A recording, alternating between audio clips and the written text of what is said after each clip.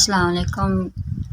मेरा नाम सुमेरा, मैं दीपालपुर बोलती पई। मेरी 4 बेटियां। मेरा मियाँ मेहनत मजदूरी करता है, कदे दिहाड़ी लगदी है कदे नहीं लगदी। मेरी बच्ची बीमार हैगी है, मैं इहदी वजह तो बड़ी परेशान हूँ। मेरी बच्ची बीमार हैगी है, इहदे पैर काम नहीं करते।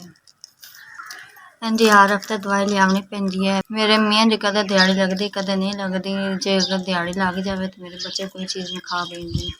कदे मेरे मियाँ दी दिहाड़ी ना लगे, मेरे बच्चे भुखे बैठे रहिंदे ने। मेरे बच्चों को कपड़े नहीं है।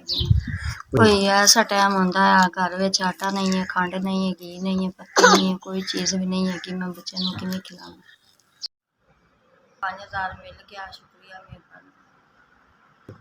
अल्लाह ज़ात तुहाडे बच्चों दी जिंदगी करे, अल्लाह ज़ात तुहाडी जिंदगी करे, बच्चों दी जिंदगी करे। अल्लाह मियाँ, अल्लाह मियाँ तुहाडी जिंदगी करे। अल्लाह मियाँ तुहाडे माँ बाप की जिंदगी करे। अल्लाह ज़ात तुहाडे बच्चों नूं हज करावे, अल्लाह ज़ात तुहानूं हज करावे, अल्लाह ज़ात तुहाडे माँ बाप नूं हज